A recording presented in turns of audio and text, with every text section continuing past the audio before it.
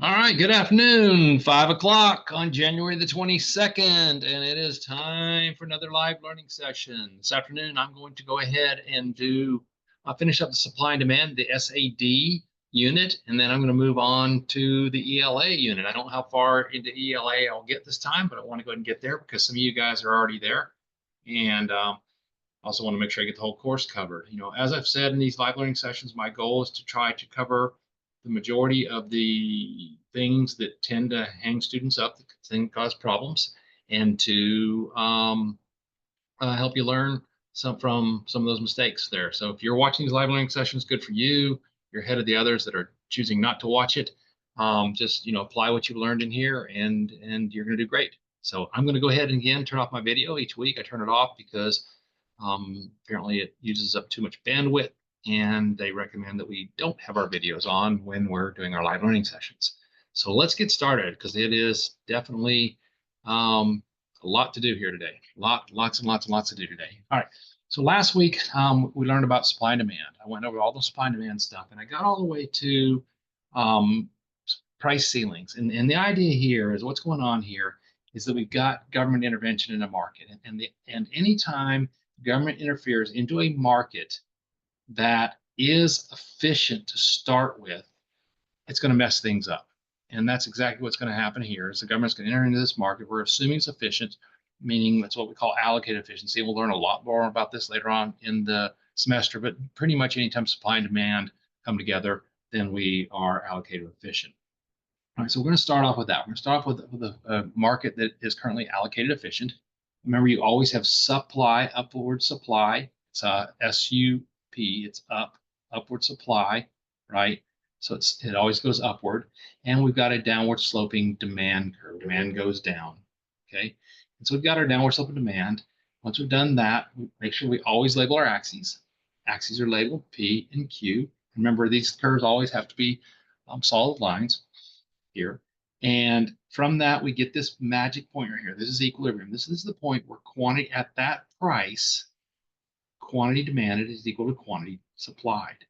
So this market is in equilibrium. This is what we call allocated efficiency. The assumption is that we're using the resource to produce what society wants based on supply and demand. End of the semester in Unit 6, we'll change that a little bit, but always assume we're allocated efficient. We're producing what society wants. Quantity supplied equals quantity demanded. But what's going to happen is the government's then going to come in and put a ceiling on this product. A ceiling, as you can see, is a maximum legal price, okay? The market wants to go to P. It wants to go to price P, but the government's going to say no. The government's going to come in and put in this thing called a price ceiling. I'm going to call it PC for price ceiling, okay? It is a solid line. It's like a "you shall not pass" from Lord of the Rings. Slam that staff in the ground. You will not charge a price higher than this. And it's government mandated, so the firms are not allowed to charge a higher price. Now, for us, we're like, yeah, great. Force those suckers to lower the price. Yeah. The problem is it doesn't work. And the reason why it doesn't work is the sellers are going to be like, yeah, no, I'm not interested. I'm not interested in selling this product that high at that lower price. And so their quantity supplied goes from Q back to QS. Now, at that low price, more buyers enter the market, more people now want that product. So quantity demanded is way over here. So what you get is a situation where the quantity demanded is greater than the quantity supplied, and this causes a shortage in the market. Okay, this causes a shortage in the market. More people want this product than the sellers are willing to sell. And you say, well, why wouldn't the sellers want to sell it? If we want it, why wouldn't they sell it? Because that supply curve is all based on their willingness and ableness to sell the product. Maybe they're not able to be profitable at that low price. Maybe they're not able to be profitable. We'll talk about that when we get to unit later on in the semester. But so basically what happens is this market was happy. It was allocated efficient quantity, which is Q. Q is allocated efficient quantity. And the market created a shortage of QD minus QS. So you can see that Q people were able to buy it beforehand. Now less people are able to buy this product because the market has put this binding price ceiling on it. Okay, and we call it a binding ceiling, meaning it's set. It's the government has put it on there and you can't get around it, We always assume floors and ceilings are binding unless you're told otherwise. Okay. What about a floor? Well, a floor is a minimum price. This is a minimum price. What we're going to do is we're going to go ahead and draw our market. We're going to put it in equilibrium. Supply and demand at this price, dot, dot, dot across, we get our quantity. Notice prices and quantities are always labeled outside the axes. This Q is outside the axis. This P is outside the axis. Occasionally students will do this. That is wrong. Okay, if that P right there, that is wrong. You will not get points for that. The AP exam doesn't give it, so I don't either. I grade just like the AP exam, guys. When I'm grading your work, if you miss anything, please understand that I'm doing it because that's how they're going to grade it on the AP exam. I've been doing this for a long, long, long time. Since 1996, I've been teaching this course, and I know what those graders are looking for. I know what they're going to get points for and what they're not getting points for. I'm good friends with the current chief reader, and I know how he thinks on this stuff. So I know how they're going to grade your test this year. So anyway, so the government's going to come in at a floor. A floor prevents the price from falling. An example of this would be minimum wage. So we're going to put it here, okay? We're going to put a price floor here because the market wants to go to P, but the floor is not going to allow it to. Well, what's the problem with floors? Well, at floors, the quantity supplied is way out here, but the quantity demanded is way back here, all right? This minimum wage is the best example of this because it's out there right now. But you got to think of it kind of backwards here as far as minimum wage is concerned. We are the sellers in the labor market. Okay, we go to work and we sell our labors. The businesses are the buyers at a higher wage up here at PF. More people are willing to work. Okay. Some of you guys are like, yeah, I don't want to get a job. I'm happy. Well, if they raise minimum wage to $15 an hour, you'd be like, ooh, $15 an hour. Yeah, I'll start working. And what would happen is the market, the quantity supplied would go from Q out to QS. So more people will be looking for jobs. The problem is the higher wage, the sellers can't, the buyers, I'm sorry, the buyers of the wage of the workers can't afford to pay $15 an hour. So they're going to hire less workers. They'll maybe even go down to working less hours and things like that. And you're seeing this a whole lot right now playing out in a lot of places because our minimum wage here in Georgia is very low.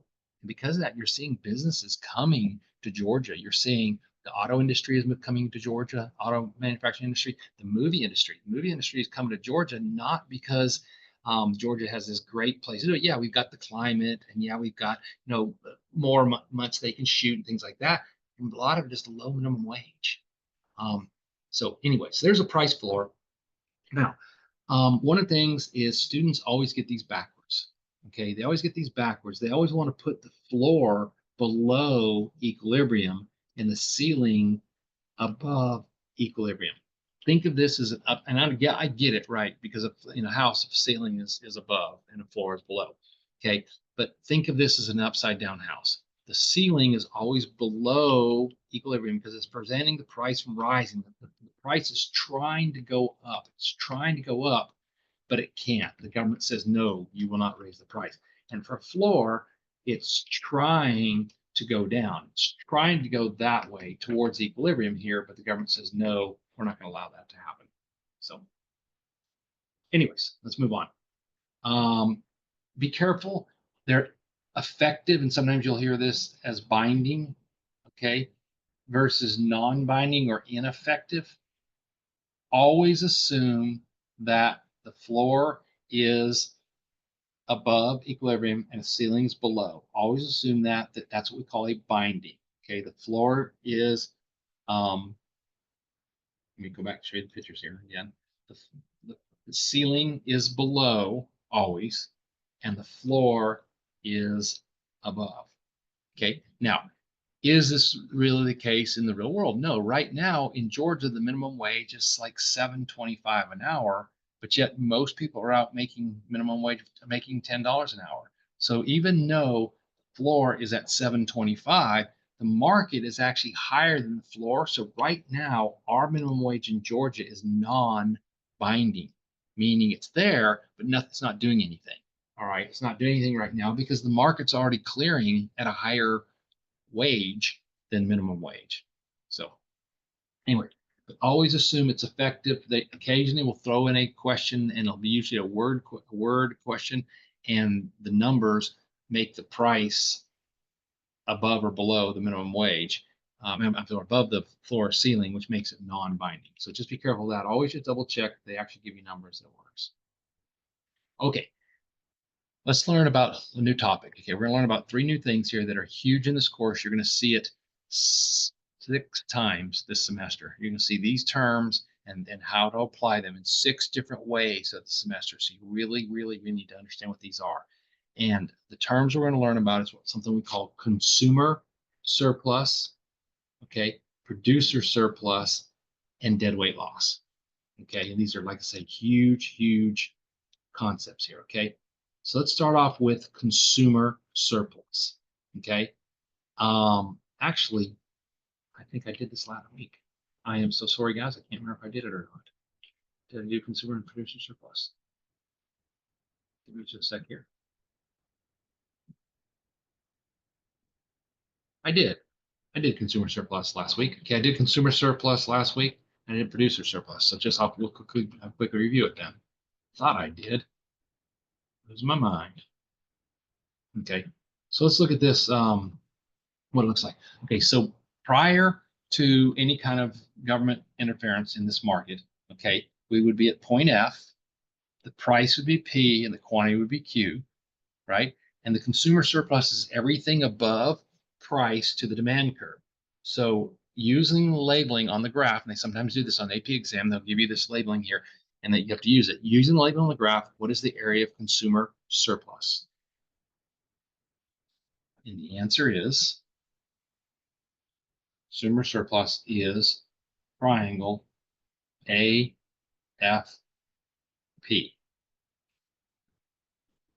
Okay. Now you could have done this as PAF or PFA, or don't start in the middle. Pretty much everybody starts on one of the axes, either A or P. I've graded a question like this before, and the kids who start in the middle, it just really messes with the grader's mind. You don't want to do that because they're more likely to make a mistake. Okay, so either AFP or PAF. Okay, that's the consumer surplus. Whereas the producer surplus? Producer surplus is everything below price to the supply curve. That would be triangle PFG. So the producer surplus is triangle PFG. When we put these together, so that's the consumer surplus, and there's the producer surplus. Okay, when we put these together, we get what's called total surplus. Total surplus is combined consumer surplus plus producer surplus. And by the way, notice I use CS for consumer surplus and PS for producer surplus. Those are perfectly acceptable to use on a test. Okay, if you're writing out and you're saying this, the CS is this, the grader knows you know that means consumer surplus. You don't have to write out the words if you don't want to. Okay, total surplus is triangle AFG. This is the total surplus. It's combined consumer and producer surplus. Okay, and so because we are at equilibrium, point F, price is P, quantity is Q, total surplus is maximized. That means we are allocative efficient. Okay, we're producing what society wants. This market is happy. It is efficient. Okay, consumer producer surplus is maximized. What we're going to do now is we're going to come in this case, we're going to put in a ceiling. How do I know this is a ceiling? Well, it's a ceiling because it's below equilibrium. Ceilings prevent the price from rising. So we've got this price ceiling in here, okay, at PC. So what's going to happen now is we now need to figure out what the consumer surplus is and producer surplus. Well, consumer surplus is always everything above price, and the price is now PC. Everything above price to the demand curve. So the consumer surplus is now A, B, C, PC. That's now the consumer surplus. So you can see what happened here is we gained this area right here. But we lost this area right here. So we gained the green, but we lost the red, right? The reason being is because at a lower price, we are able to get more satisfaction out of the units that we're getting. But the problem is this. If you look at this, why is it shaped like it is? Why is it shaped where it stops right here and doesn't go all the way over to F? And the reason being is you can't get surplus in something you can't buy. We're only allowed to buy QC units now. That price ceiling is preventing the seller from selling as much. Instead of selling us Q units, they're only going to sell us QC units. So we're getting less of the products. We can only get surplus on what they're willing to sell. So this gives this strange shape right here. Now, on the AP exam, if they had you calculate this, you would have to calculate as the area of a triangle plus the area of a, let me do it in color, the area of a triangle plus the area of a rectangle. So you would add those together if they said calculate it, and they have done this on the AP exam. We've had to calculate the consumer surplus after a price ceiling. Okay. So that's the consumer surplus. Okay, this right here is the consumer surplus. So what about the producer surplus? Well, the producer surplus is everything below price to the supply curve. So the producer surplus is this area right here.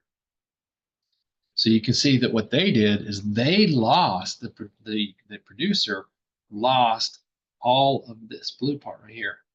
They lost all of that. And the reason why they lost it is because they're at a lower price and they're selling less. When we put these things together, you then get the combined, and the combined is all of this. And so you can see that there was this area right here that was lost. Okay, I'm going to talk about that area in a minute. So that's your consumer surplus up here, producer surplus down here. The purple is the combined consumer producer surplus. All right. And this is going to lead us to another major concept. Here we've got consumer surplus, producer surplus, concept of dead weight loss. A dead weight loss represents loss to the buyers and sellers, buyers in the form of consumer surplus, sellers in the form of producer surplus, because of government intervention that was an efficient market. The market was efficient, and now it's not. And so what's going on here is that we have lost that surplus. Oh, goodness. I need to check something real quick. I'm going to stop sharing for just a second. Okay, sorry. I just had to make sure I was recording. I just suddenly got this sick feeling that I wasn't recording. Okay, let me share it back again. Sorry about that. Okay, so dead weight losses occurs because of this. And where's the dead weight loss? The dead weight loss is this triangle BFC. This is your dead weight loss. It's what is lost to society. It was the consumer and producer surplus, and now it's gone. Now, the way you figure this out is, first of all, dead weight loss is always going to be a triangle. Okay, it's always a triangle. And what you do is you go from where you are in the market to where you want to be. So you go from where you are, which is right here at point C, to where you want to be, which is way up here at point F. And I always tell my students to imagine that, I'm going to turn on my video here. Imagine that you've got a arrow on the tip of your pencil, okay? And I use this as my visual in class. This is a piece of cardboard with a stick that's attached to it, okay? And I use this as my arrow in class because dead weight loss is always an arrow. I always point to where I am, which is point C, and then in this case, I'm going to slide up the supply curve to where I want to be, which is point F, and whatever this arrow is covering up is dead weight loss. Okay, it's a good way to find it all semester long whenever you're having to deal with dead weight loss. From where you are, point C, to where you want to be, point F, and what's covered up there is your dead weight loss.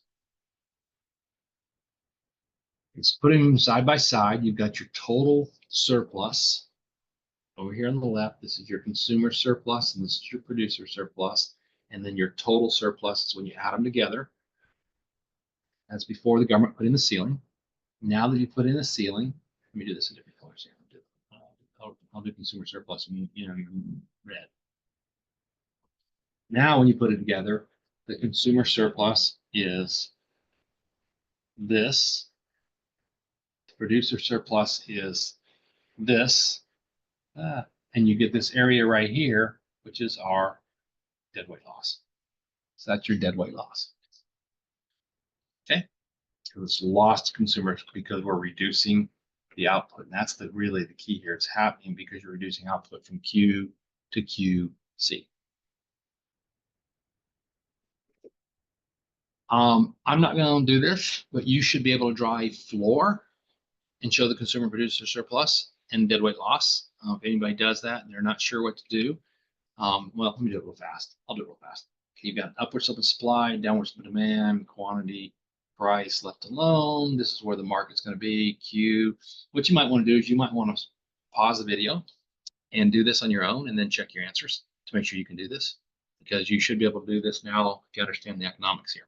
So you've got your upward slope in supply, downward slope demand, you've got your left alone. This would have been the consumer surplus. This would have been the producer surplus, and we would have been producing right there. We would have had no deadweight loss. Now, when you do consumer producer surplus, we always run to the axes just so we can calculate if we need to.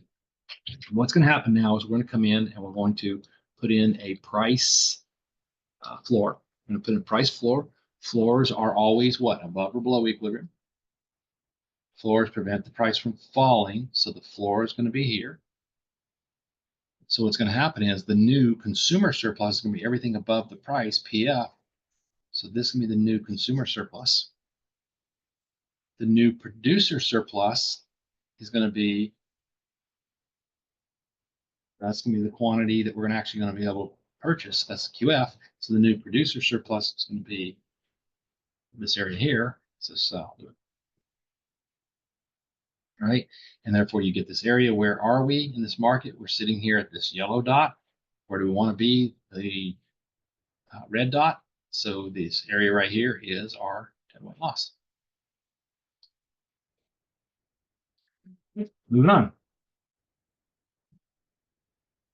So last week we shifted supply and demand, but we didn't do it at the same time. In reality, supply and demand can shift at the same time. Maybe hurricane hits the Gulf of Mexico, which means we're abandoning the oil wells, which is going to decrease supply, and it happens over Memorial Day weekend when people are traveling more. So you get an increase in demand. So you have a decrease in supply and an increase in demand at the same time. Well, the whole purpose of all this supply and demand stuff we're learning is to try to predict what happens to price. Okay, that's the whole purpose of this, guys. You should be able to watch a newspaper article and say, here's what's going to happen to prices. Here's what's going to happen to quantities. Okay, quantities are not really that, well, maybe quantities are important if we're going to have shortage and surplus. But for the most part, you and I as consumers, we want to know what happens to price.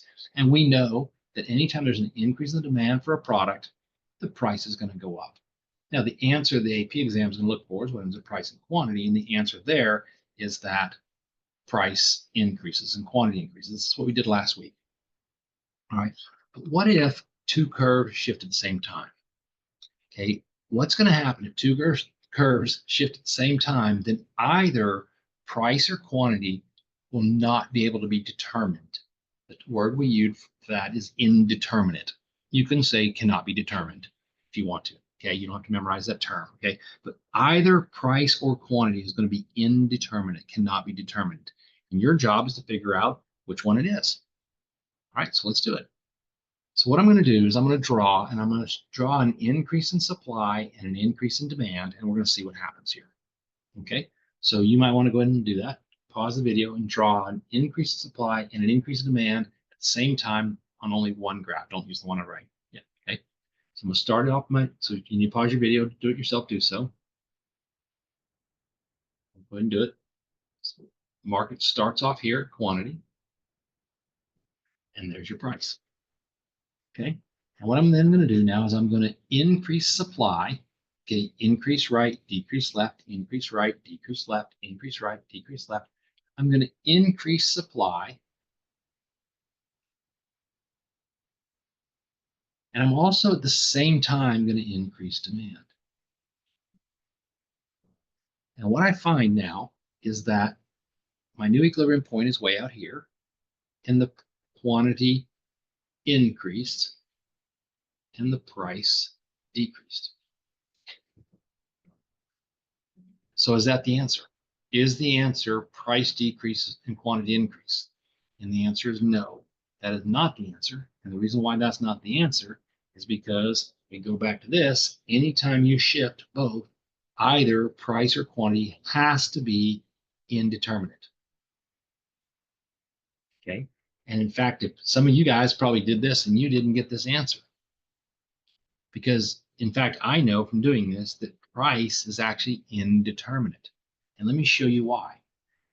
We didn't tell you, and we never do tell you how far to shift these curves. Now, if we actually had the data and knew, because see, do we really know how far supply is going to increase and how much demand is going to increase? We only know after the fact. But if we're trying to determine or predict what's going to happen to prices and quantities, we don't know until it happens what really did happen.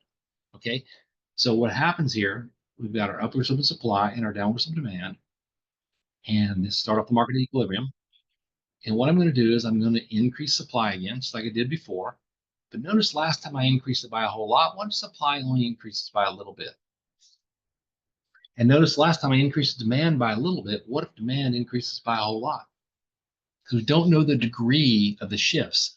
Well, without a doubt, notice quantity increase. So in both cases, quantity increase. So the answer is quantity increases.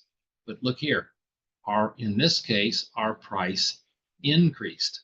So on the one on the right, I know I'm getting a little messy here. On the one on the right, price increases. And on the one on the left, price decreases. So the answer is price is indeterminate and quantity increases. So if you anytime there's an increase in supply and an increase in demand, the answer will always be price is indeterminate, quantity increases. Okay, anytime it's an increased supply, increased demand, that's the answer. Now, you can memorize that, but I suggest you don't because you're going to have to prove it anyway. You're probably going to have to draw it. All right, if it's a multiple choice question and this just happens to be the question they ask you, memorize it, great. But what if your memory went wrong? If in doubt, graph it out. My mantra in this class is always, if in doubt, graph it out. So if they gave you a question like this in the AP exam, graph it out so you get the answers. Now, there's an easier way of doing it. There's an easier way than drawing two graphs. You can do this one graph, and what you do is you just shift both of them, the supply and demand curves by the same amount. And when you shift them by the exact same amount, then either price or quantity will not change. And the one that doesn't change is the one that's indeterminate. So I'm going to do that now. Okay, for this one, I'm going to do a decrease in supply, decrease in demand. Supply, demand, start at equilibrium. All markets start at equilibrium. Dot, dot, dot. There's your price. I'm going to decrease supply, meaning shifting to the decrease left, right? Increase right, decrease left, increase right, decrease left. I'm going to shift it to S1. I'm going to try to shift the demand curve by the same amount. And when I do, what I find is that the price didn't change. That means the answer is price is indeterminate. Not that it didn't change. And quantity definitely decreased. Price indeterminate, quantity decreased. That's your answer. And you can write that. You can actually write quantity INDT period Q down arrow. That can be your answer on the AP exam. When you're talking about price and quantities, you can use up and down arrows. Okay. What about this case? What about decreased demand, increased supply? I'm going to do it real quick. I strongly suggest you stop the video and you do this on your own, and then you can check your answer.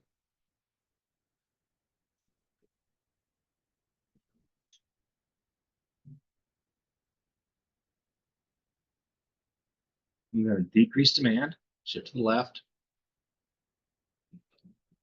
and I'm going to increase supply, shift to the right. Notice that quantity didn't change, meaning the answer is Well, the answer is price decreases and quantity is indeterminate. Okay. Last one, because there's just 4 cases here, four double shifters. Let's start off. I'm going to increase demand, decrease supply. Start off at equilibrium. Quantity, price, increase demand, shift to the right,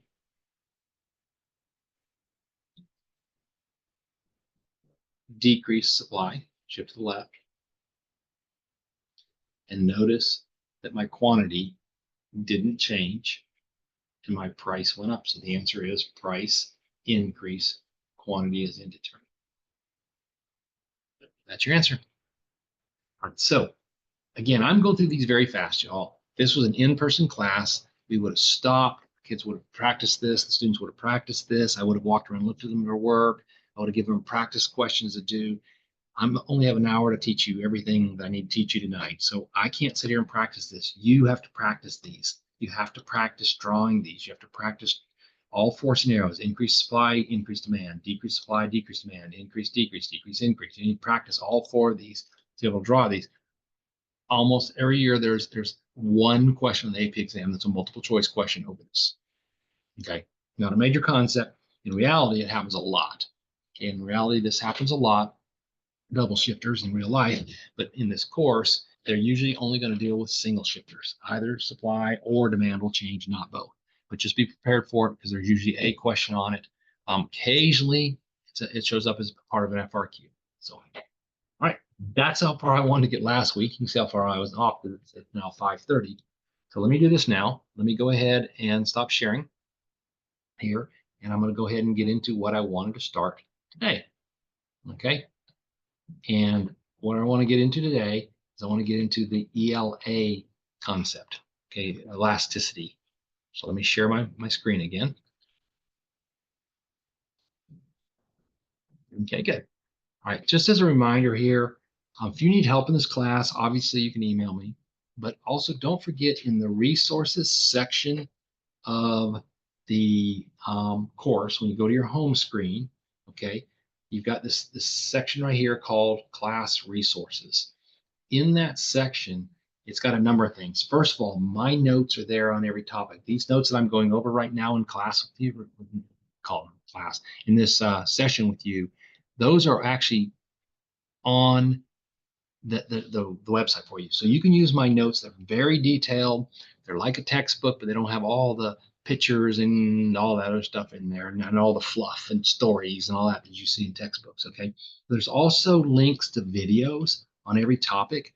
There's 4 different people that I talk about that you can watch videos from: Jacob Clifford, Jake Reed, Khan Academy, and Jason Welker. Okay. Those are all very, very good folks that have done YouTube videos on this stuff. They do a good job teaching them. Some of them, there's positives and negatives for each of them. But anyways, look at those. And also, don't forget that AP Classroom has videos on everything. To be in this course, right, you're supposed to give me a join code, joining AP Classroom, and I'm checking those, making sure you actually are joining my class for me and Georgia Virtual School. But then you have access to AP Classroom. There's also practice multiple choice questions there for you. Okay, I put practice multiple choice questions on there for you. And if you ever get to a section and there aren't there, you let me know and I will put them there for you. Okay, so you can have practice multiple choice questions prepared for the test and the AP exam. All right, so here we go. Let's get into elasticity here. This is actually, I'm sorry, I lied. This is not the elasticity part. This is still in supply and demand. This is still SAD. We're still in SAD. We may not get to elasticity today, but all right. So the idea here is that consumers face constraints and have to make decisions accounting for these constraints.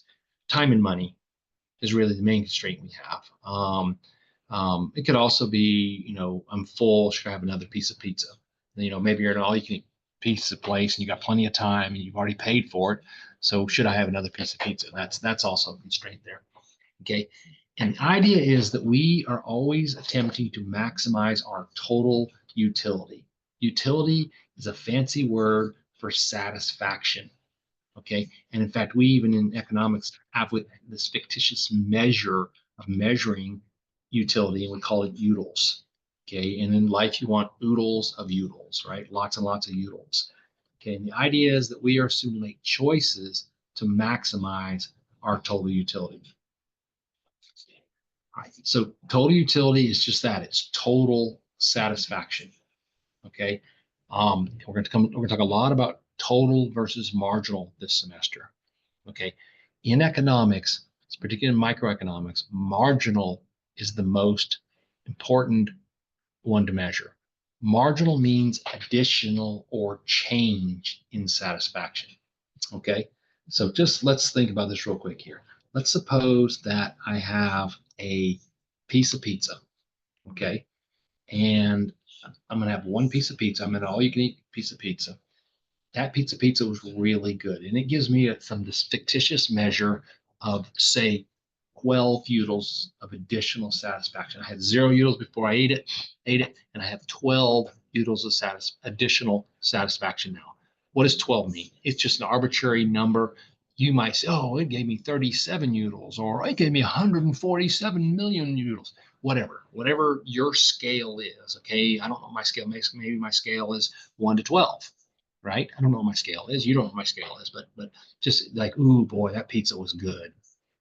Well, so far I've had one piece of pizza, and when I ate that one piece of pizza, there we go. Sorry about that. And it gave me 12 additional units of satisfaction. So right now I have a total satisfaction of 12 because the first one gave me 12 units, and I ate the second piece. Well, what's going to happen is usually, well, everything in life has what we call diminishing marginal utility. Okay, diminishing marginal utility. It's called the law of diminishing marginal utility, which means that as you consume that product, you're going to get less additional satisfaction than the previous one. Now, it's possible that I ate the first piece of pizza so fast I didn't really get to taste it and enjoy it. But usually, in everything we do, eventually diminishing marginal utility occurs. So for the second piece, it's not going to give me 12 additional units. It might only give me 10 additional units of satisfaction. Diminishing marginal utility has already occurred. But if we add the two together, my two marginals, I got 12 additional units of satisfaction from the first piece, 10 from the second. I now have 22 total utils of satisfaction. And we could continue on with this story. We go to the third piece. Maybe it gives me 4 utils. So I now have a total of 26.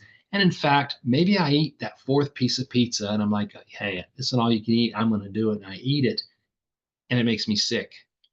I can actually get negative additional satisfaction, which brings me down to 24 total from my trip to the all you can eat pizza buffet. All right. So let's go back to something real important here to make sure I cover this before I show you this graph of this. The law of diminishing marginal utility. Guys, this holds true for everything in the world. Okay.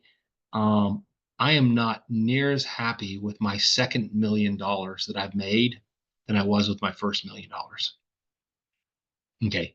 I haven't ever made $1 million, but anyways, if I did, I guarantee that Bill Gates, if he makes another $1 million this year, he's not like, yeah, I made another $1 million. He doesn't care. Diminishing marginal utility has occurred in his money. He pays somebody to give his money away. Think about that. He pays somebody to give his money away. Okay. That's diminishing marginal utility. Everything in the world experiences diminishing marginal utility. Okay. It's called the law of diminishing marginal utility. And because of that, if we were to graph this, we're going to put quantity on the horizontal axis and we're going to put utility, or in this case, I just put marginal utility. You can put utility, which means satisfaction on the thing. And notice the marginal utility curve goes down and it actually goes negative. And I label it. You never draw a curve without labeling it. It actually goes negative because if you were dumb enough to keep on consuming, like an all-you-can-eat pizza buffet, beyond that point, that quantity, you can actually get negative satisfaction with the next unit. All right, so this curve will come into play in this course here. So what's going to happen is consumers allocate their limited income to purchase a combination of goods that maximizes their utility. This is total utility by comparing margin utility of the last dollar spent on each good. Okay, so let me show you this example here. I love shrimp. Okay, shrimp is one of my favorite foods to eat. So if I go to a restaurant and the margin utility, my margin utility from shrimp is 25, and my margin utility from buying the hamburger is 15, which do I buy? And the answer is, for me, probably the hamburger. And you go, wait a minute. If it gives you more satisfaction per dollar, more satisfaction, then why wouldn't you buy more additional satisfaction? Then why wouldn't you buy the shrimp? And the answer is because shrimp is more expensive. When in fact, when people make decisions in restaurants, people are paying for it. Mom and dad's paying for it. You're probably not looking at the price as much as if you're paying for it, right?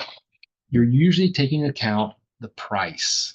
And so what you really would do is I would take the margin utility of the shrimp over the price of the shrimp and compare it to the margin utility of the hamburger over the price of the hamburger.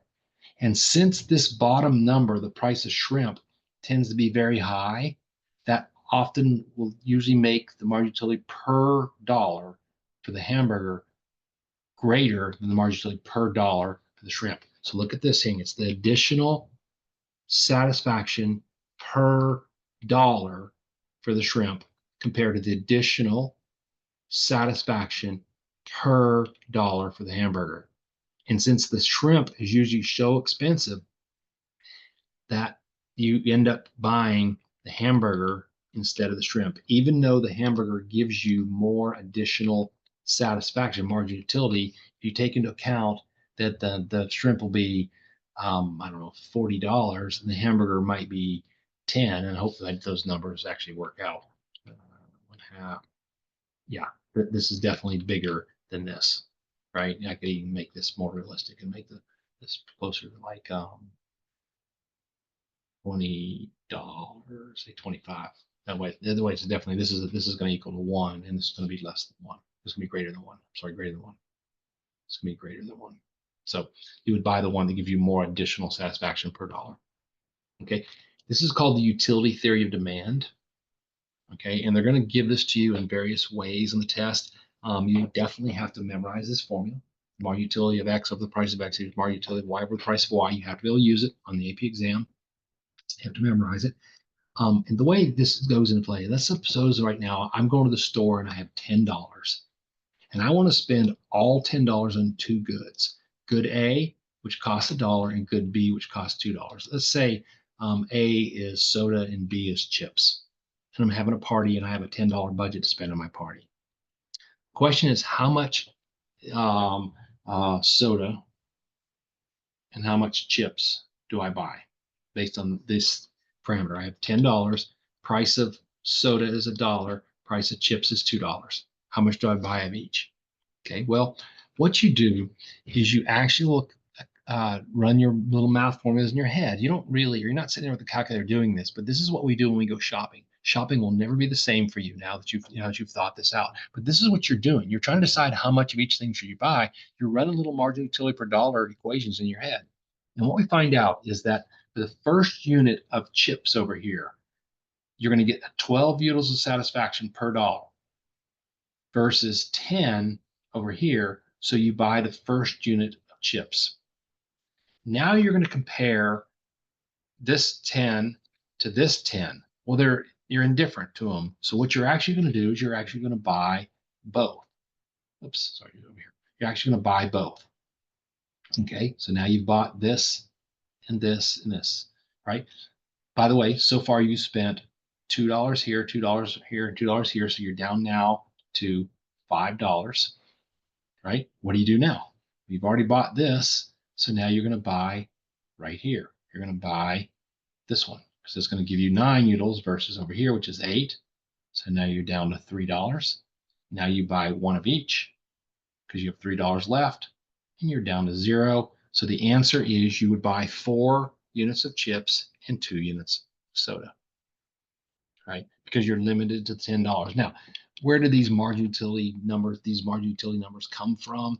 They're fictitious. They're based on your feelings when you're shopping. Maybe you feel like people are going to drink more chips than soda, so it's going to give you more satisfaction per dollar, giving you more chips. But the margin utility here are just numbers that we make up. Notice they're decreased, diminishing, right? Also notice that 10 plus 8 is 18. 10 plus 8 plus 7 is 25, right? You can always add your marginals to get your totals. Same thing over here. You can add your marginals to get your totals. 24 plus 20 is 44, right? And this works all the way down. So 24 plus 20 plus 18 plus 16 plus 12 plus 6 plus 4 is 100. You do the math, that will equal that. That's always the case. It's total is sum of the margins. You will use that in this course also. Total is always sum of the margins in this course. Okay, that is SAD, unit module SAD. I've got about 14 minutes. I can go and start ELA here. Okay, ELA is elasticity. All right, so let me go and start this guy here. So economists use the term, and by the way, in the EK stands for essential knowledge. It's the essential knowledge that the College Board thinks you have to be successful in this course. So anytime I have an EK here, I'm putting in here because this is the College Board speak for what they want you to know. So economists use the concept of elasticity, measure the magnitude of the percent changes in quantity brought about by the changes in the price of a product or the income of the consumer or the price of a related good. And we're going to hit all, I'm not going to hit all three of them today. I'll just probably get to own price today. All right. So bottom line is, what happens to quantity demanded when the price decreases? Okay. We know because of what's called the law of demand, we know that when the price decreases, the quantity demanded increases. It's called the law of demand. Okay, as we slide down this curve from, say, the green dot to the blue dot, so the price decreased, the quantity demanded increased, without a doubt. Okay, it's called the law of demand. Elasticity is how much did quantity change? Oops, the responsiveness for that one right there. How much did quantity change? Was this Q a big number or a small number in relationship to the change in price? That's what elasticity is. Okay, so here we go. The response is measured through what we call price elasticity demand. If it responds a whole lot, if Q changes a lot, and by the way, delta is change. If Q changes a lot, it's said to be elastic.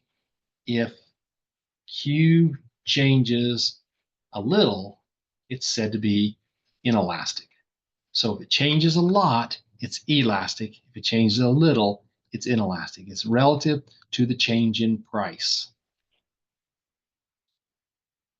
So what would you expect elasticity to be if price decreased by 4% and quantity demanded increased by 4%?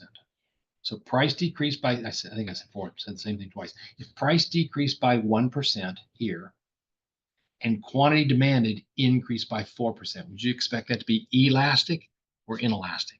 And the answer is you'd expect this to be elastic. Why? Because the percent change in quantity is greater than the percent change in price. In other words, people respond, the price changed by 1%. We went, oh, wow, let's buy it. Our purchases increased by 4%. That's elastic. It's elastic. We would say this is elastic. They responded. Okay, what about this one? Price changes by 1%, quantity demanded changes by 0.5%. This would be what we call inelastic. Why? Because the percent change in quantity demanded is less than the percent change in price. And you could do it the other way around. You could say the percent change in price is greater than the percent change in quantity demanded. That's inelastic. Okay, that was they changed the price by 1%. We went, oh yeah, we'll buy more of it. Okay. All right. Everything out there has an elasticity. Okay. Um, maybe this is like vacations. Maybe it's a cruise ship. The cruise ship price decreased by 1%, and people go out and start buying a lot more cruise vacations. Okay. Maybe this one here is something like salt. The price of salt goes down by 1%. Do you suddenly start using more salt? No, but you're going to buy a little bit more salt because you can. Maybe you have it or whatever, but you're not super excited about it. The quantity demanded didn't change by a lot because of the 1% change in price. Okay, that would be what we call inelastic. All right, there's a formula that you have to memorize. All right, you're going to use it guaranteed 100% using it on the AP exam, and this is what we call the price elasticity of demand. Okay, there's actually four of them, four different formulas, but they all are basically the same here. And the formula is right. This is what the elasticity of demand, price elasticity of demand. You take the percent change in quantity demanded divided by the percent change in price. If the question says calculate, you have to write the formula. And so you would write this formula. You write percent change in quantity demanded over percent change in price. You write the formula, then you plug in the numbers. Okay. How do we calculate percent change? Percent change is always the change in the two numbers divided by the original. That's the key. It's got to be divided by the original. I'm going to show you. So we're going to do some math on this. I'm going to show it to you. It's got to be divided by the original. It's the change divided by the original, give you the percent change. All right. Now, if you're using the midpoint formula, some videos teach the midpoint formula, what's called the midpoint. You'll get a different answer than what I'm showing you here. It's okay to do that on the AP exam, but I only teach one method. I only teach the way I am because my method will always get you the answer. Even if it's a multiple choice question, the midpoint formula, you may get a different answer. I'm not going to teach you the midpoint formula. All right. There's no need to learn two ways. Do it with my way. Okay. Now, what's going to happen is you're going to get an answer here. And what that answer tells you is that a 1% change in price leads to a whatever your answer is. So if you get 4, the answer you get using this formula right here, if that was equal to 4, what that means is a 1% change in price leads to a 4% change in quantity demanded. Okay, because it's always based on a 1% change. Because the law of demand, you'll always get a negative number when you're doing the elasticity of demand. You'll always get a negative number, so just ignore it because it's always negative. Okay, so in other words, the answer you would have gotten here is actually -4. Ignore the negative. All right, let's apply it. All right. So the essential knowledge here is that elasticities varies along a linear demand curve. And remember, we always deal with linear demand curves. In reality, demand curves are not linear, as you know, as I said earlier. In reality, demand curves look like this. The only way to calculate elasticity here is if you use calculus. And since we don't have to know calculus in here, boom, we're going to do away with that. You don't need to worry about it. So we're always going to deal with a linear demand curve. Now, what I'm going to do here, it's not the slope. It's not slope. Slope and elasticity are not the same thing because it's percent change.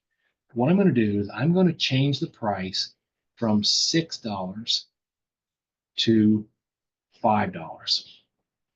And when I do that, quantity is going to increase from 2 to 4. Okay, because I'm here at $6 and 2 of quantity, and I'm going to reduce the price to $5, so the quantity is going to increase to 4.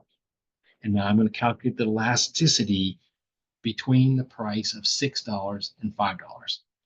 Says calculates, the first thing you have to do is write the formula. The elasticity of demand is equal to the percent change in quantity over percent change in price. Okay, so first of all, let me help you out. This is a huge mistake. I've graded an elasticity question before, and the biggest mistake, number one mistake students make is they switch this. They do percent change in price over percent change in quantity.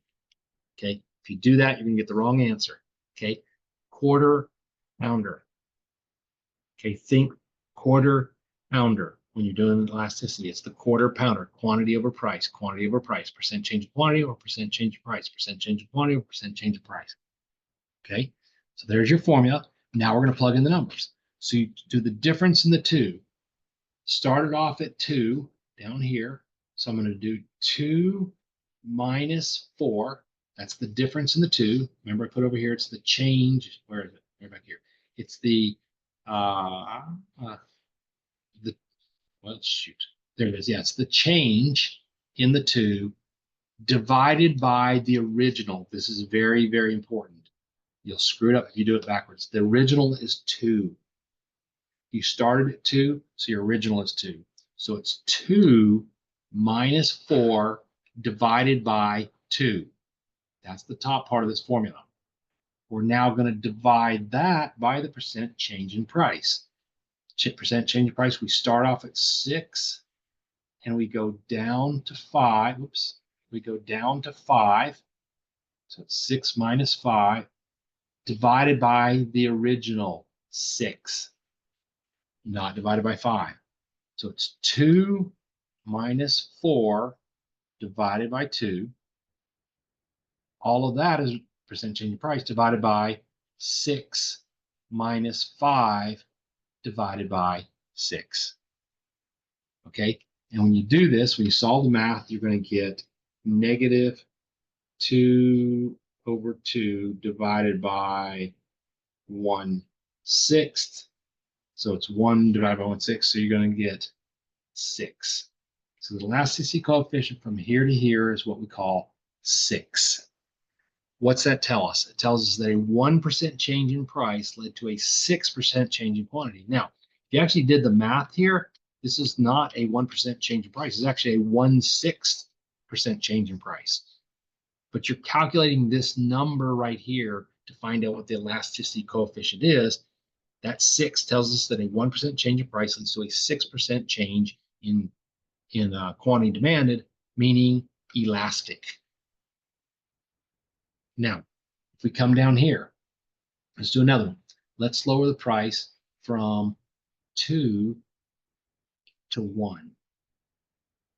So we're going to go and do the whole thing. Let's formula elasticity demand is equal to percent change in quantity over the percent change in price. Let's do percent change in quantity. We went from price of 2 to a quantity of 1. But we've got to do quantity first. That's going to be 10 minus 12 divided by 10. So we started off at 10, we went to 12. Difference in the two divided by the original. The original is 10. All divided by the percent change in price here, which is 2 minus 1 divided by the original price, which is 2. So it's the change in quantity, 10 minus 12 divided by the original, 10. Divide that by change in price, 2 minus 1 divided by the original, right?